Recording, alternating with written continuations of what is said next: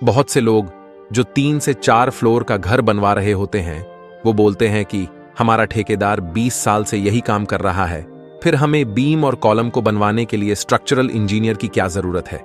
देखिए, एक engineer column और बीम का डिजाइन करते टाइम कंक्रीट और लोहे से रिलेटेड सारे नियमों का ध्यान देता है और बिल्डिंग पर आने वाले सभी लोड का सटीक कैलकुलेशन भी करता है और फिर आपको बीम कॉलम की ड्राइंग देता है, जबकि ठेकेदार अपने अनुभव के आधार पर काम करता है।